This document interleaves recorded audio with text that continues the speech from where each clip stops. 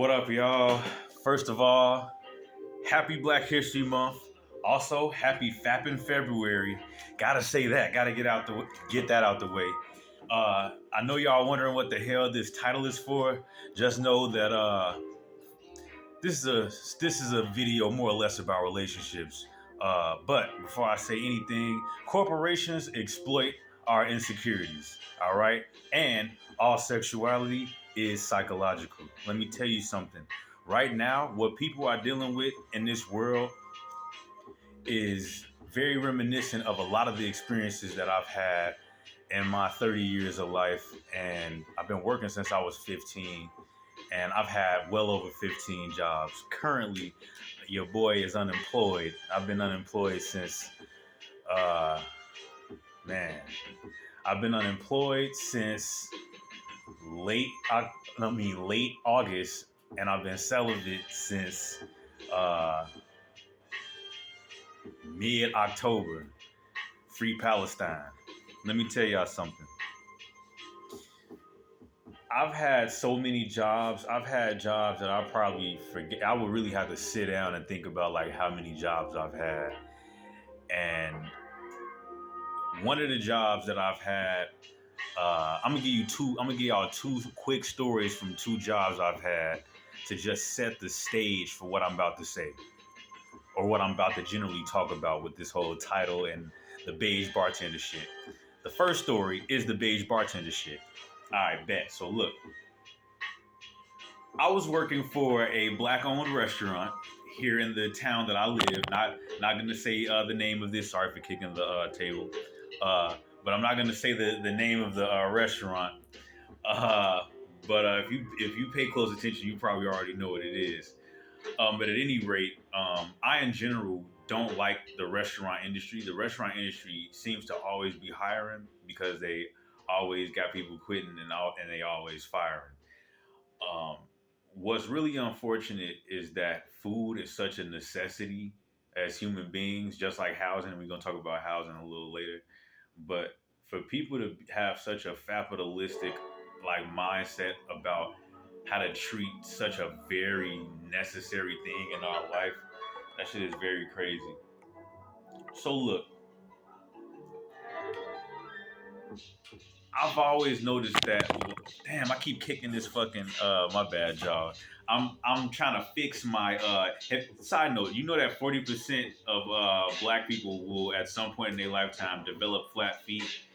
So all right now I'm rolling my foot on the tennis ball and I feel like that's due to work because they say that they don't have a reason for why they think that is, but I think it's because black people, we have to work the most jobs. We probably be working two and three jobs at once. You feel me? To try to make ends meet for our family, etc., which is one of the main things about this fucking story. So maybe it is good that I hit the fucking table. But anyway, we also a lot of times gotta walk more, be on our feet more at these jobs. But at any rate, uh, check me out. I'm working for this restaurant, right? And this restaurant has had all kind of problems with just the Keith Lee shit is crazy because in hindsight, that's what they used to do at this restaurant. That Keith Lee bullshit. They used to give like people who they knew and like certain local celebrities and local politicians here won't say who they are. They used to get like special treatments. Certain people, like the person who raps on. If you recognize this beat, I'll give you a clue. It's not Mick Jenkins, but that person has come to this establishment before and acted a fucking fool and got away with it because of the wannabe, status of this place and letting motherfuckers get away with what they want. But anyway, I will say, even non-celebrity regulars, if you're a regular at this restaurant, you pretty much will get certain treatment that you probably shouldn't get. But I warmed up to some of these people, and one of these dudes who used to come in there often uh, got into well, he didn't get into a fight, but he almost got into a fight with a manager there. And this dude usually seems like a cool dude. So I was like, damn, I wonder if he was having a bad day, or it made me look at bro differently. Because I'm like, why did he just like bug up like that? But then I talked to him about it, and I was just like, oh damn. But I just thought about it as like a personal issue they may have had like personally, and it wasn't necessarily reflective of either of their personalities. Boy, was I wrong, because uh, I started to stand up for myself as a worker there, and I started to get a lot of things implemented. I even got myself a raise like pretty quickly. I only worked there for like 2 months. By the way, I haven't held a job any longer than like 10 months. And I'll tell you, I've had a job. I've quit jobs damn near like the same day. Where like if I didn't quit that day, I at least quit in my head. And I'm like, if they still in this bullshit tomorrow on the third shift, then I'm never coming back here again. But at any rate, um, I had started to basically like they required me to work a lot of different roles. Like I said, it's black owned, local business, but also the mindset of a lot of these capitalistic black people, who LLC Twitter and manifest Instagram, if you will. They move in a certain foo ass way, and you just gotta know. You know what I'm talking about. But anyway, um, so the owner let a lot of bullshit go down, and one of the managers, the same manager that got into it with the regular that one time, he came and stepped to me wrong as hell one day. First of all, he in general was not a pleasant bartender. Or so I'm gonna tell y'all the beige bartender shit. I caught him that on accident. But here's the thing: the bar, and then if a person like him who was a manager, if he worked the bar, they a lot of times got tips that I and other people that worked my position should have got.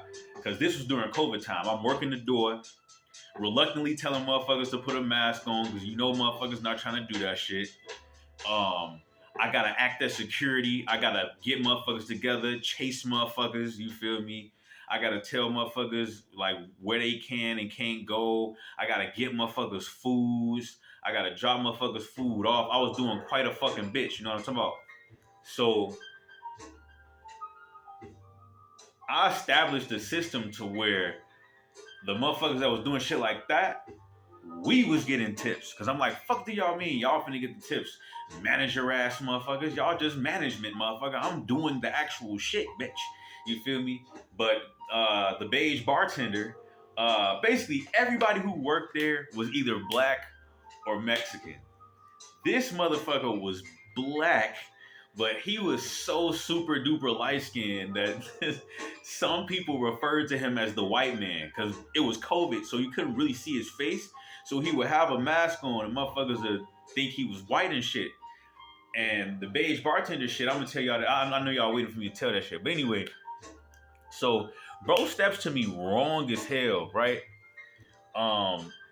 And basically on this day, he was like, yeah, man, I don't like this new system you got going, because now I have to do extra work or some shit. And all the extra work it was a sheet that motherfuckers had to keep track of, like, where tips went, because it's called fucking structure. You motherfucker, you not finna finesse me. Fuck what you talking about. And we gonna talk about finessing in another job situation. We gonna talk. We really finna talk. But anyway, basically, shout out to Mick Jenkins. But anyway, motherfuckers must have said, like, and fuck with this song too, because he talking about, they say money talks. Matter of fact, I don't even think I heard him speak. He got a funny walk. Oh, bitch ass nigga. But anyway, so basically, gotta let this bitch breathe. But, what was I finna fucking say? So look, I told one of the other brothers who I was working with at that shift at that time, I was like, bro, if he tweaks on me again, because I was in too good of a place to like rock his ass, but then it brought me back to thinking. I had to think about when he got into it with the customer who was a regular, and he never got into it with You feel me? Nobody around me. I never noticed that shit before. They said the most he would do is stop motherfuckers who was like, you know, any drunk motherfuckers. Like he would, because of how they ran shit, they would fucking have regulars act as security too. So he was doing that type of shit, but he never got disrespectful with nobody. And so the fact that he got into it with the manager, and then I got into it with the manager, I was like, yeah, uh, common denominator type shit. Beige bartender, where do that shit come in? Okay, so they basically one time, so okay, so the time when bro, the regular customer, when he got into it with the manager, one of the waiters came up to me and she was like, yeah, somebody gonna whoop his ass one day, talking about the manager. I was like, damn. And she was like, yeah, a lot of motherfuckers have like got into it with him, like talking about the manager. They was like, she was like, he got a bad attitude, blah blah blah. And I was like, damn, I didn't even know that. The beige bartender shit is one time some customers came in, and you know I'm handsome or whatever. I work the door. I'm the person that everybody you gotta see when you coming in and when you coming out. So they, bye, you have to do blah blah blah da da da, right? So the sisters was leaving out, and they was like, "We really appreciate your service, blah blah blah." But that beige bartender, he need his ass whooped or some shit like that. And I was like, "Damn, caught his ass, the beige bartender." But why am I saying all of this shit? Because man, there's this whole idea that you, a person like me, is teetering between being a real man and you gotta stand up for yourself, or being a real man and being able to hold down a job or whatever the fuck. But it's like, bitch, we are in a system called capitalism where motherfuckers try to exploit the working class and they try to be real disrespectful to your black ass. So they love being crass. Your ass should take a class. Now let me stop playing.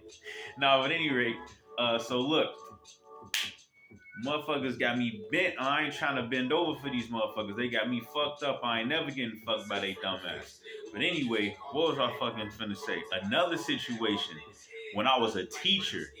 Yo, I don't understand why they're doing the teachers like this. Like, we need teachers. That's like absolutely a need. Like all the shit that like humanity needs, they disrespect those jobs the most. They disrespect the food industry. Everybody need food. They disrespect retail. Everybody need groceries and clothes and shit. They disrespect the teachers. Everybody needs education. That's crazy. They disrespect custodians. Oh, yo, janitor ass. You washing dishes and mopping floors and shit. What? How else? Anyway, that's what I'm saying. So in this system, you gotta have a certain type of job to get a certain type of respect or whatever the fuck. And that shit is bullshit. Cause it's like, what? But then let me go back to me being a teacher, right? So I've been a teacher in different capacities. Like I've been like a class facilitator. I've been paraprofessional. I've been excuse me. I've had my own class in a Montessori school. Color theory. But anyway, and then I've also I've done all type of shit. But one of the things that I'm about to talk about is I have been what do you call that shit? Like an after school and before school teacher in one of them programs in a grammar school in South Minneapolis. So look, it was this sister. She was Somali. She was East African or some shit like that. And unfortunately, you know, it's some real crazy shit about. I don't really like this beat like that. So play this shit though. But anyway, I'm still high key as fuck you thought. But anyway, so basically, man, long story short, this sister, just like a lot of, it's like she's an immigrant and she's a black woman. And those are two groups that have always felt like they had to, you know what I'm saying, perform a certain kind of way in the system of capitalism.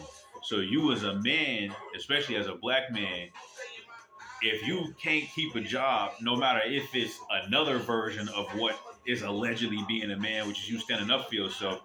It's just like you acting like a boy or whatever the fuck, right? So peep this though. I don't remember what was going on, but all I remember is I said something to the sister like, I'm just trying to make sure I don't get finessed. And I was basically saying that based on like different experiences where when you working, people try to take advantage of you. And she gonna say, you shouldn't worry about being finessed because you're at work. And I was just like, I don't even know what the fuck to say to that shit. And motherfuckers was so disrespectful at that job. Them white bitches was very disrespectful. I learned like real fast that I was a complete minority, being both black and a male. You know what I'm saying? I am looked at as a threat for whatever, not for whatever reason, for a lot of reasons. So a lot of the times, the people that's educating our kids nationwide, like on a general scale, for the most part, it's some random white bitch, and they don't give a fuck about our kids. I remember working in the high schools when I was the graduation coaches program manager at these two different high schools in North Minneapolis. And it was this racist ass white bitch. Man, I'm finna be on here all day talking about racist white bitches. And as a black man, you feel me? It's like you're caught between this. You gonna be a boy or a boss or a bum or a bitch, and then with women, it's like, are you gonna be a bitch or a boss bitch or a bossy bitch? You feel me? Because a lot of times, excuse me, there is that sexist aspect to it, to where they expect a man to stand up for himself as long as it works out. If it don't work out, then you're the angry black man, you a hotep or whatever the fuck. For women, it's like, now, like for sometimes, for a while, it was kind of like women regretted being looked at as a bitch, but now, when she wants to, as they say, act in that context of boss and what frame a man would frame it as or whatever the fuck.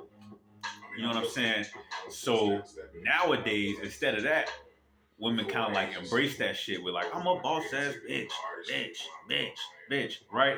So if a man cannot like survive in a system of capitalism, and a woman is, especially if she's able to be a boss ass bitch, bitch, bitch, bitch, she's gonna look at a man as a bitch, bitch, bitch, or a bum or a boy or whatever. But really, you also look at somebody like a bitch if they doing anything to make it, if they doing anything to, survive capitalism, you know, especially in a way that regards sexuality or sexual behavior. We're gonna get to that later. Um, Let me read these notes and shit. Hey, y'all know what y'all should do. If y'all got Hulu or whatever the fuck, this is not sponsored. Ain't none of my shit. You feel me? But whatever, you actually can look that shit up on YouTube probably, or one of them sites, one of them them illegal sites or whatever the fuck. And basically King of the Hill, right? Episode 21, season 2, episode 21, King of the Hill. Into this idea of having to get it like out the mud, grassroots, you know what I'm saying? Like, all right, Mick Jenkins, bro. I ain't trying to hear you actually talk. Hold on, I'm finna pause while I pick another song. Okay, so one thing I noticed is, in general, a lot of people are drawn closer towards religion nowadays. Even though we know a lot of people are still doing their own thing, like myself. Some people really are tied into the Christian shit, into the Muslim shit, into the Hebrew shit, into the zodiac shit, into the chakra shit, whatever, etc. You know what I'm talking about? It seems like men push religion and belief systems more, and women obey the shit more. And it's like they put that shit in a frame of like this is God's will or whatever the fuck. You don't fucking know God. If God is real, you don't know God. So to say all of that shit is just some nut ass shit. And I'm not listening to y'all bitch ass. But anyway, it's a little something that I call the feminine trade off, right? It's like women are expected to do nothing and to submit. And on the flip side, it's like, damn, I'm trying to see what the fuck I wrote. Hold on. Man, fuck it. Basically, all I was getting at is that women are like not seen as threatening, especially black women. One thing that's crazy is I remember my mom like being in y'all remember when Chase was Bank One? Throwback. But anyway, so I remember being over east at the Chase Bank parking lot, and my mom is like, I never forgot this shit. I'm a little ass boy at this time. And my mama was like, look and check and see if anybody coming, right? And I remember I saw somebody coming. I couldn't tell if it was a man, woman, whatever. I was just like, Mom, somebody, because you know she like in the car counting money or whatever the fuck. I don't know, writing a check. I don't fucking know. I don't remember. But she was like, be my lookout while I'm doing whatever the fuck she was doing. Some money shit. And I saw somebody coming. I'm like, Mom, somebody coming. So she stopped and she looked up. And she's like, oh no, that's just a woman. And so at that point, I'm like, am I only, you talking about look, see if anybody coming. You mean look if any men are coming? Is that what I'm supposed to be doing? But my whole point is like, you know, people fail to realize like how we, you know, I do whoever I like. Nah, but gotta look them in his eyes if you really won't know. These niggas shapeshift. They make scenes. They like to act. These niggas playwrights. It's on stages. I'm on the 50. Like, for real, bro. Like, I got the Heisman Trophy with me, boy. Like, man, this shit gets slippery. You feel me? I don't want no betas in my circle. Man, let me tell you some shit. At the end of the day... Nah, let me quit fucking with y'all. But listen, at the end of the day, I'm high and I like this song, and this is my favorite rapper, and I'm like, let me vibe out the bro while I'm spitting my shit. But yeah, man, I do a lot. Nah, but hold on, let me go to the next song because he finna get back on here and start singing some other shit. I make sacrifices. Hey, play that shit. Gotta switch it up from Mick Jenkins, but this from Chicago on here. We got Saba Pivot. Pivot! Shout out Out West. But anyway, what the fuck was I finna say? Yeah, yeah, yeah, yeah, yeah, yeah. Yeah, yeah, yeah, yeah, yeah. But alright, so what the fuck was I saying? Oh yeah, yeah, yeah. So yeah. Yo, I was thinking about back in the day, we was outside the stove. My mama was counting dough. She was like, look for the bros, but she ain't say that directly. But that was the lesson that I started to grow as a young black man, as a dude with a fro, a young Negro. Huh. I don't understand what they want me for. Do they want my freedom or do they want me to be free? Do they want to take my freedom away or do they just want to take away me? Do they want to subtract? Do they want to add? Do they want to make it because I'm black? Am I going to make it because I'm black? If I'm not, that shit whack. Am I doing it because I'm doing it, or am I doing it because it's truth in it? Now let me stop. I'm asking. But any fucking way.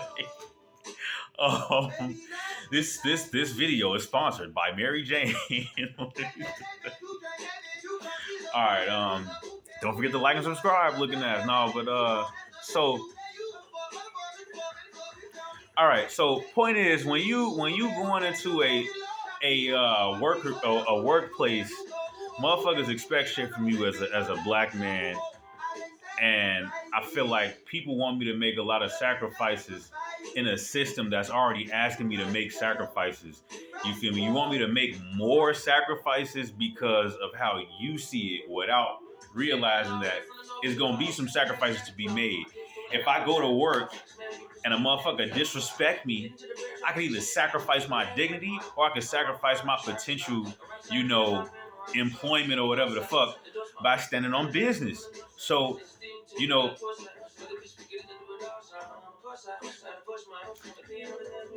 I want to also talk about how this affects me personally because I remember I brought up Minnesota a few times. Let me tell y'all some shit.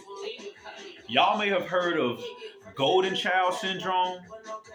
And for y'all who don't know, golden child syndrome has a couple different inconsistent definitions, but basically it's one of those situations in which there's a family of at least three children, and there are three major roles that the two parents or that the household constructs. There is the golden child, there's the scapegoat child, and then there's the invisible child. The invisible child, we're gonna go backwards, I guess. The invisible child is just that, the child that gets ignored, usually like the middle child. There's the child that's the scapegoat child. Everything wrong that happens is this child's fault. Then there's the golden child. This child, despite whether this child is mediocre as fuck or not, it's an extension of the parent's ego.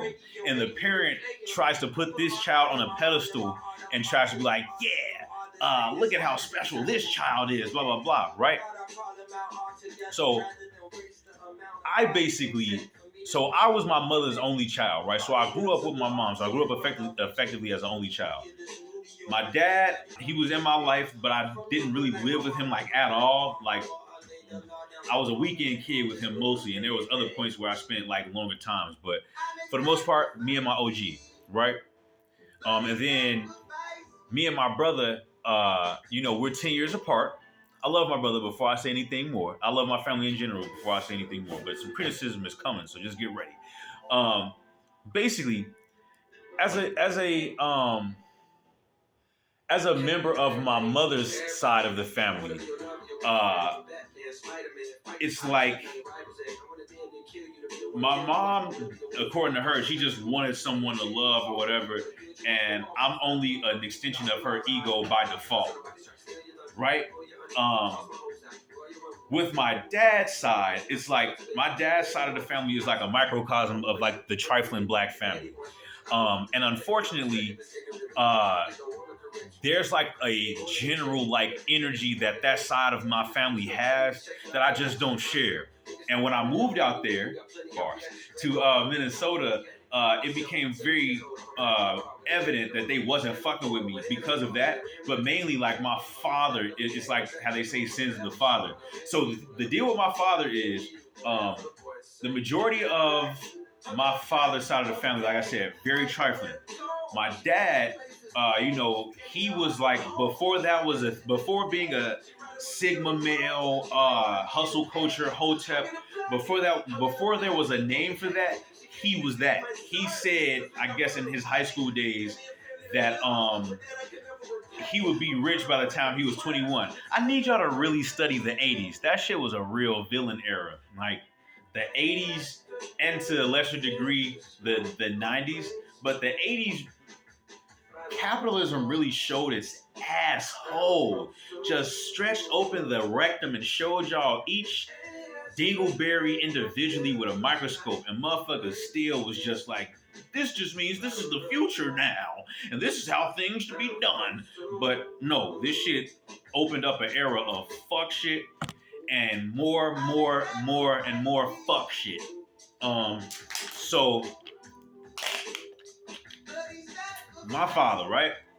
Bless his heart, but he got me fucked up. This brother, let my brother tell it. He and others may think that I had it like better than him or my dad cared more. But really the thing is my dad had a lot to prove. And he didn't really do as much of a job proving it through my big brother for various reasons. Because my mother, let's just say she had a different approach to parenting than my brother's mom did. Even though my dad let him tell it, he didn't get his way. He still had way more of an ability, especially because it was the 90s. versus my brother being born in the 80s. Um, my dad was 10 years older also. He put a lot more effort and had a lot more room to try to make me into what the fuck he wanted. I was not a human to him. I was more so like a project. And like my mom, I wasn't a human to her. I was like this accessory to like love on or whatever the fuck. And once I started to like grow up and have my own personality, she tried to criminalize me at every angle, just like the general mass media and dominant culture tries to, because of the different stressors that she experienced at the hands of black men due to systematic, capitalistic bullshit. But at any rate, here comes my father's side of the family. When I moved to Minnesota, I see just how much they're willing to treat my brother better because he is more willing to display characteristics that are closer to theirs intentionally. That's according to him. He says that he's like he told me, he said everything he has in his life is due to, in his words, being a people pleaser. I'm not built that way. I will not be, because this may sound bad, but I don't think highly of very many people. So it's kind of like I can't be a people pleaser because it's like, what kind of people am I pleasing? You feel me? And so not only that, there was another distant relative who isn't even related. He's just family. He's not related. I still call him my cousin though. Brother Vejan. Brother Vejan did not pay rent, just like my brother did not pay rent when they were living with my aunt. But I paid rent and I was expected to do everything in the house, cleaning, cooking, all of that shit. And the issue is, oh, I also was supposed to provide weed, and if I was not able to make rent that month, I couldn't smoke weed, especially not without her. It was some real nut shit going on. Bless her heart though, but nut shit. Um, the thing is, I'm bringing all of this up to say that if you display certain characteristics that make certain women, especially black women, see something different in you or whatever the fuck, especially if they feel negatively about like people that they feel intimidated by, like if a woman or black people or white people or whatever feel that you're smarter than them, they want to try smarter than, if they think that you're smarter than them or better than them in any kind of way, they will try to make you a tool for their agendas. And if you don't participate, they will express all of the true animosity that they have for your kind, because they don't like people who make them feel intimidated or insecure or whatever the fuck. I don't give a fuck. You gotta get over yourself. Um, uh, so yeah, it's just a whole bunch of bullshit. Let me get a little breather. Give me a second. Okay, so I'm about to talk about hair, weave, cross dressing, sexuality, things like that. So if you got to get triggered by that shit, just whoop. Um, so one thing I also remember with my brother is I really appreciate him because when I first moved to Minnesota, he like his goal was like to get me plugged with work and all of that shit. And he was at that time working at a hotel. And if y'all don't remember, or some of y'all don't know, I at a point in my life I had real thick, uh, kind of free form, but kind of like intentional, thick ass locks, like people call them Marley locks. They were super super long and super thick. And if y'all know how most commoner jobs are, like non I don't know if you want to call them non-union or non-skilled or non-degreed, but most jobs, like if they ask you for what I'm about to say, that shit is just like super disrespectful because of how easy it is to lose one of those jobs. It's just like, what the fuck is y'all talking about? So he brought me to that job. this line, by the way, that Mick Jenkins says right here, we gonna talk about that. But anyway, um, I get there and I'm dressed real nice, blah blah blah. My hair is, pulled to the back. Um, I maybe even have my shit in a nice, handsome hotep bun. I don't remember, but I always had when my hair was that long and heavy and thick. I was doing all type of shit, all type of Busta Rhyme. Hoo-ha! I had my shit fresh and beautiful. Black culture on your stinking ass. But anyway, I remember this white lady saying, "Hey, so if we hire you, um, you're gonna have to cut your hair." I was like, "Nah, I'll pass. Hard pass." Fuck is you talking about?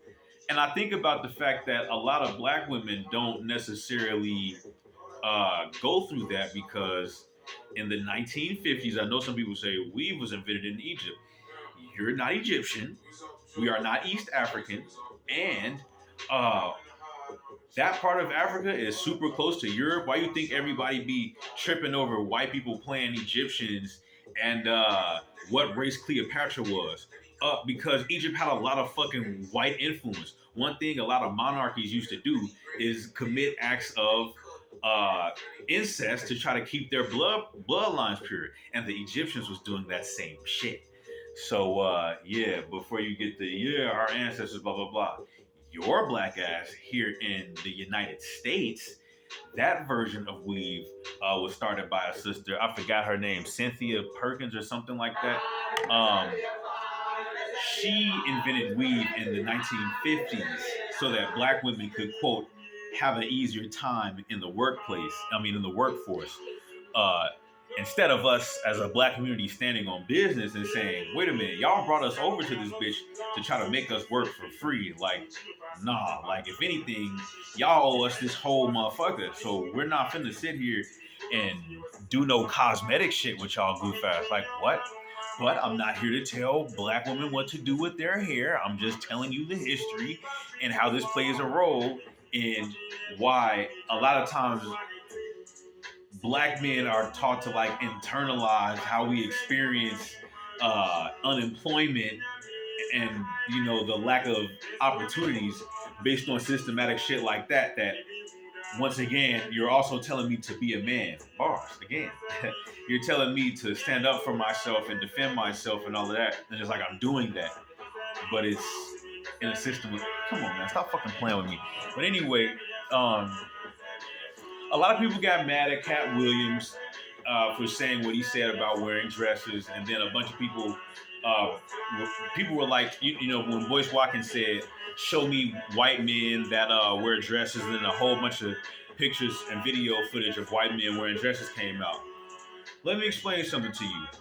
All sexuality is psychological. Some people were doing that shit because they wanted to. I'll go as far as to say all the white people love that type of shit. So if they want to do that shit, let them do that shit.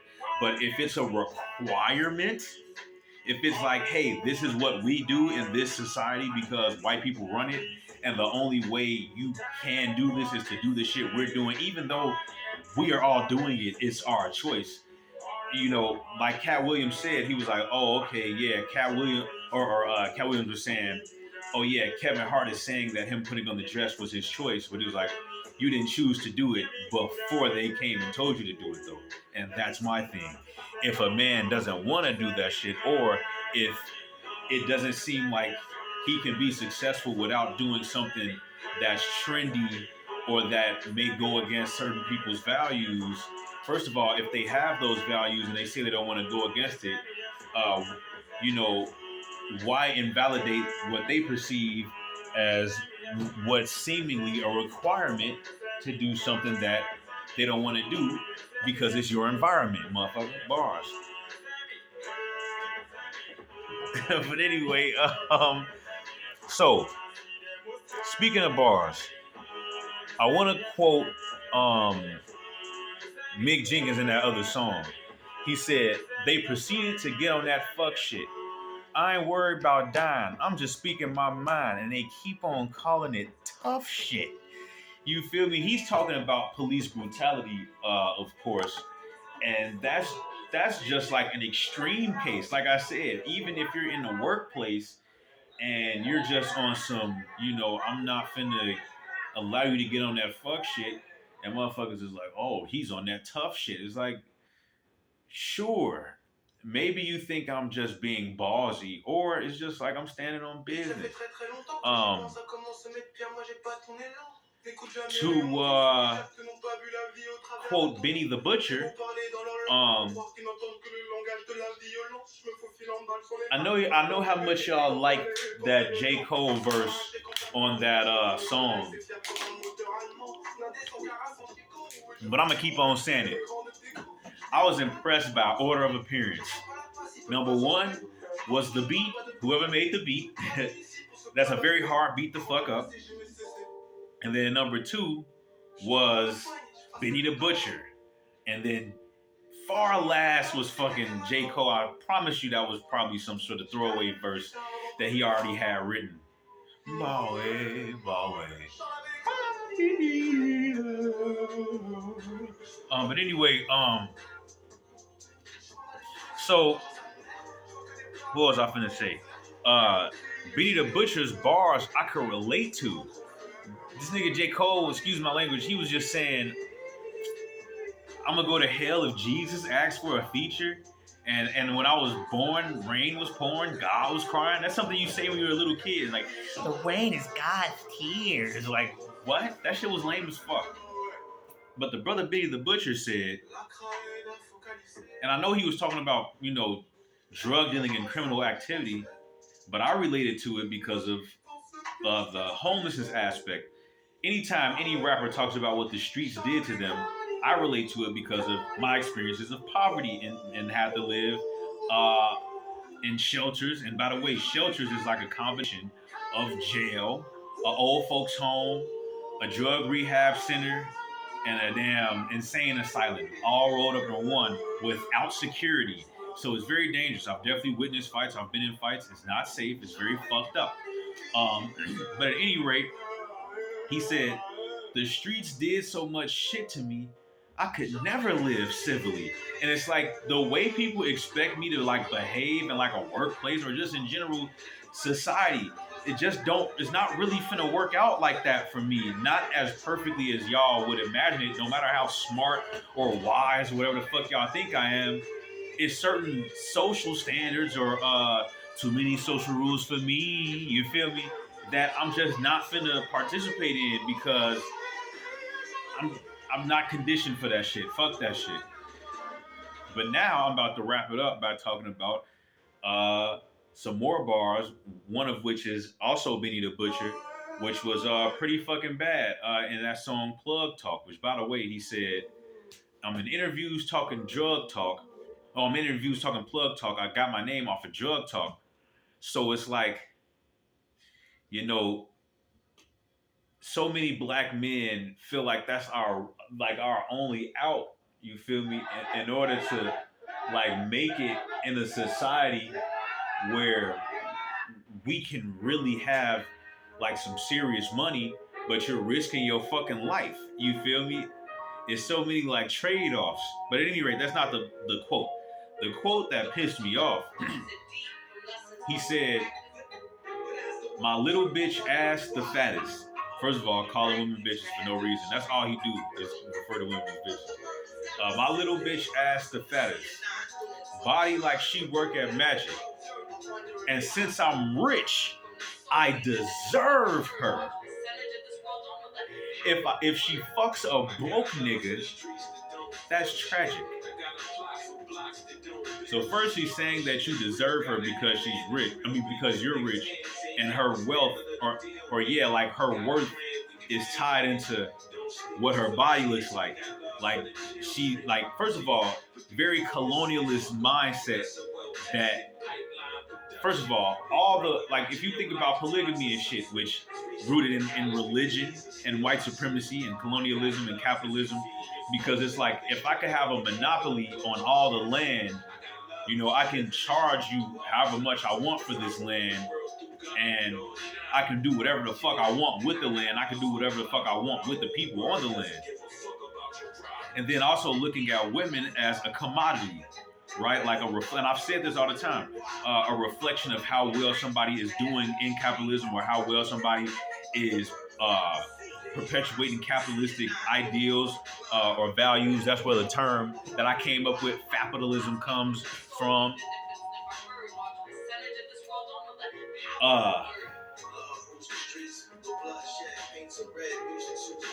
And then to say, you know what I'm saying? It's tragic if somebody who has less money than me has sex with her, which is basically saying, like what's tragic? Is it tragic that she has lowered her worth? Is it tragic that a person who has less money than you has been able to do the same thing as you within the capitalistic mindset that you think makes sense? Is it tragic that you have this capitalistic mindset that makes sense? You feel me? Bullshit. And then finally, Mulatto. And I like that beat that put it on the flow. She says, broke niggas make you pick. Rich niggas get you both. So if I could be from a mindset of, I'm giving you autonomy because I'm not trying to be wasteful. I'm not a capitalist. I'm not going to buy you two of something and you don't use one of them, right? Or you use one of them so much less.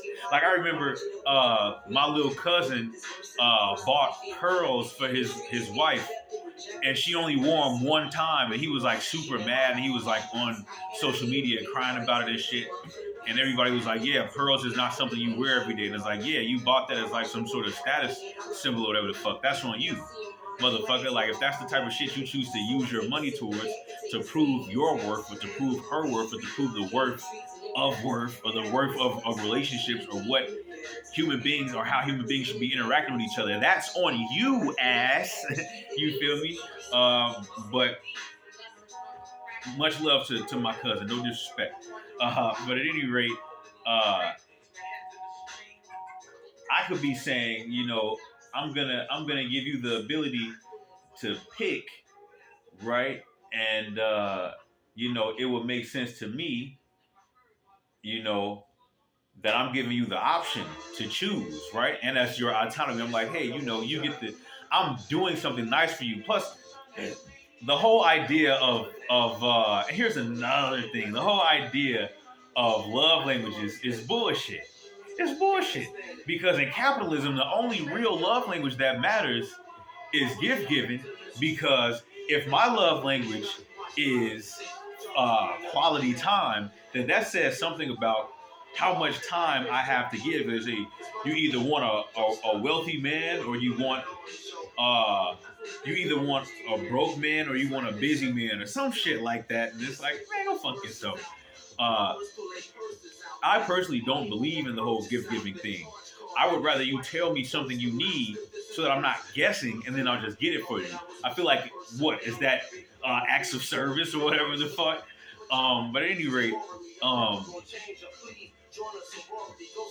if a man wants to try to like utilize his financial control over you in that way, it'll start off looking like gift giving, but then it may look like, you know, like a lot of men, like I've said before, my wife ain't never gonna have to lift a finger. Yeah, because you want to fucking control her, you want to keep her in the house. And that's where all that my way or the highway shit comes from. I would rather be homeless than have somebody try to fucking control me or subject me to their bullshit.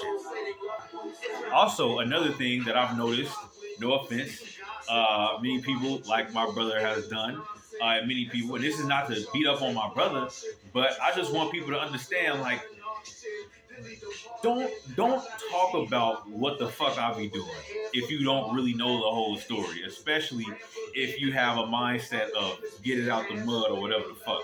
Because I've seen him in many different ways. Like I said, my auntie was allowing him and other men, many different men aside from me, because I could do it or whatever. uh, live with her rent free. And so, how that looks is, excuse me, a lot of men who let women take care of them in the form of government assistance, and I'm not against government assistance, but I am against a man thinking like he can shit on me because I'm out here, thugging it on my own, and you're in a state of constant comfort and you know economic protection and because of a governmental safety net. You know, I think my father may be in that situation.